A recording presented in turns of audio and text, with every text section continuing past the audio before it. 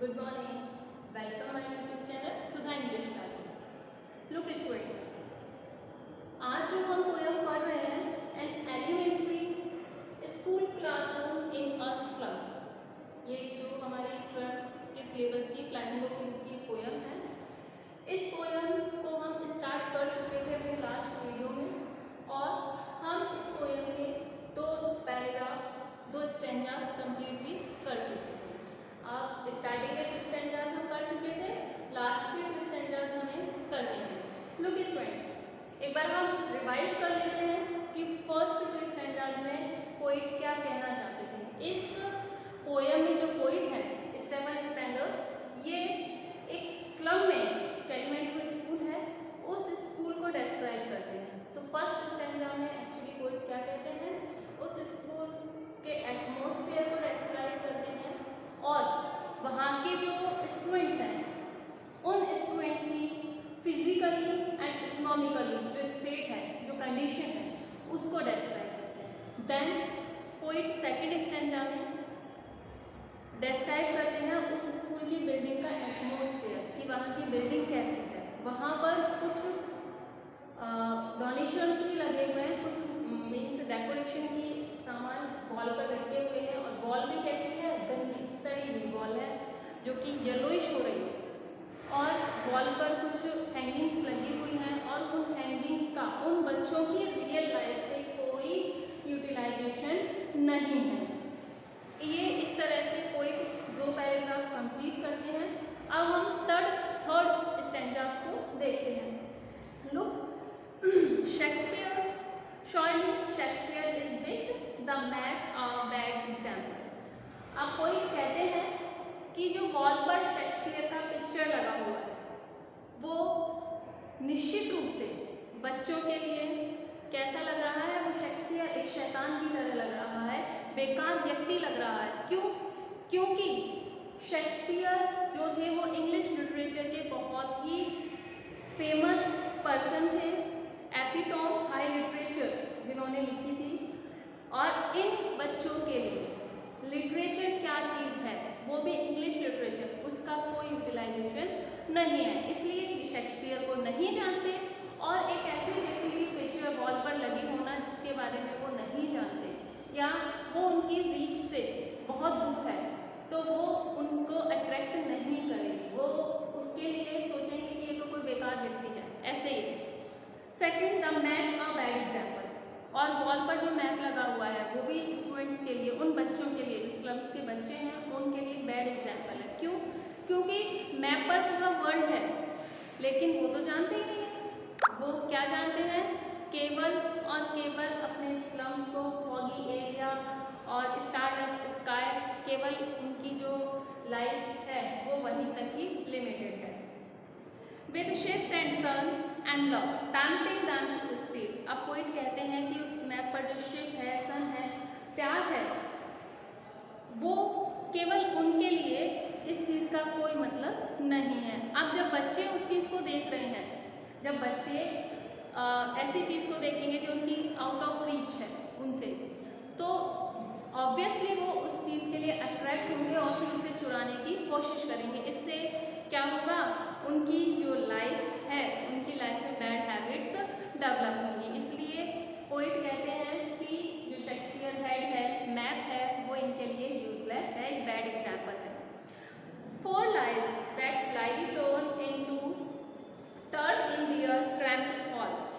अब पोइट कहते हैं कि उनका जो जीवन है, उनके लिए जो जीवन है वो आर्टफुली, स्लाइली आर्टफुली कैसा है, दियर क्रम्प्ड हॉल, जिस प्रकार से हॉल मतलब अंडरग्राउंड हॉल होते हैं और उनमें कुछ ब्लॉक बने हुए होते हैं और वहाँ पर मतलब हम ये कह सकते हैं क्रैम्प्ड हॉल का मतलब छोटे छोटे गड्ढे। अब वो कहाँ है, अंडरग्राउंड जमीन में कुछ ब्लॉक बनाए हुए होते हैं जिनमें कब्रों को गाड़ा जाता है।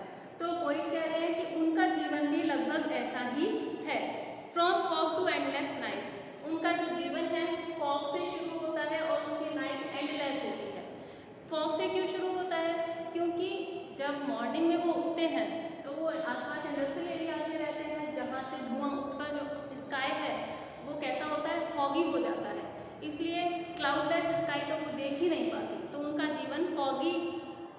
होकर एंडलेस नाइट तक रहता है।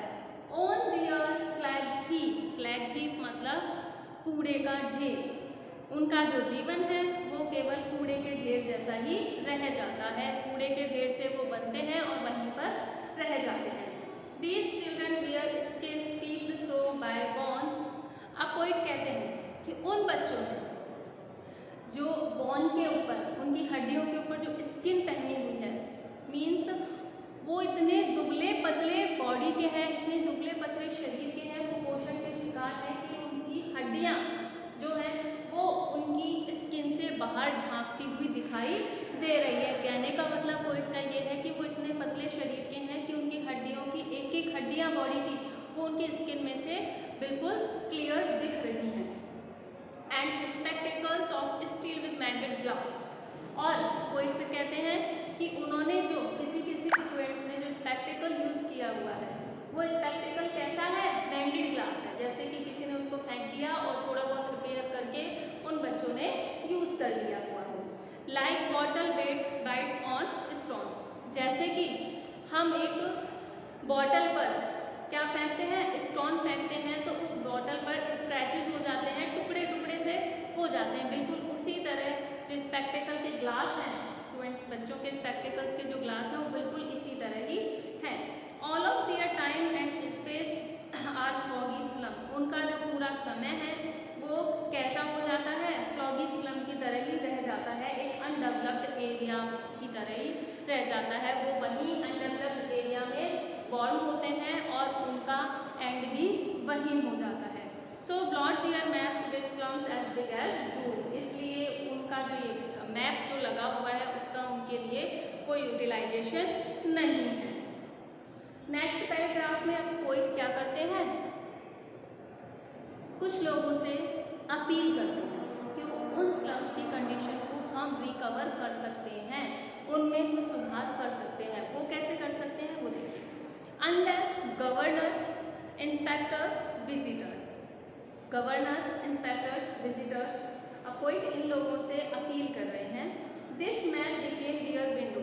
अगर ये लोग कोशिश करें तो ये जो मैप लगा हुआ था वो उनकी बिकम देयर विंडो, वो उनकी खिड़की बन सकता है। And these Windows that shut upon their life like catacombs. और उनकी ये जो खिड़कियां हैं वो बिल्कुल कैटाकॉम्स की तरह ही क्या हो जाती हैं, शट अपॉन, उनके ऊपर बंद हो जाती हैं। कैटाकॉम्स क्या होती है, छोटी छोटी कब्रें होती हैं कि उनका जीवन उस कब्र में ही होता है और वहीं पर वो बंद होकर रह जाते हैं। Break O break open till they break the town.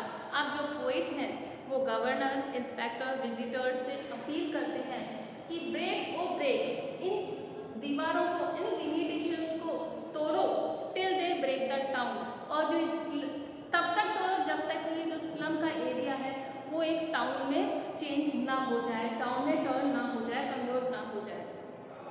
And show the children to green fields and make their world run azure on gold sand. और फिर पोइट कहते हैं and show the children to green fields, और इन बच्चों को क्या दिखाओ, हरे भरे मैदान दिखाओ। मीन्स ऐसी जगह दिखाओ जहाँ हरियाली है, जहाँ बड़ी बड़ी रिवर्स हैं, माउंटेन कैप्स हैं, ऐसी जगह इन बच्चों को ले जाया जाए और उन्हें ये चीज़ दिखाई जाए।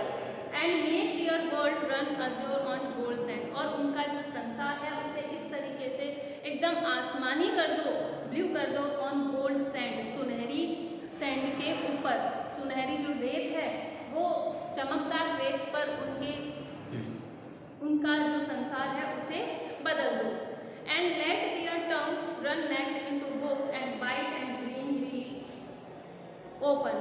और एंड लेट देयर टंग, और उनकी जो ये जीभ है, रन नेक्ड इनटू बुक्स, और उनको बुक से इतना प्रभावित कर दो कि and white and green leave, कि वो इस संसार को और इस संसार पर जो प्राकृतिक स्रोत हैं जैसे फील्ड्स हैं, रिवर्स हैं, उनसे इनका टच हो सके, ये उनसे कनेक्टिविटी बना सके। मीन्स ये अपने आप को डेवलप कर सके और इन चीज़ों को देख सके, ऐसी चीज़ों के पास रह सके।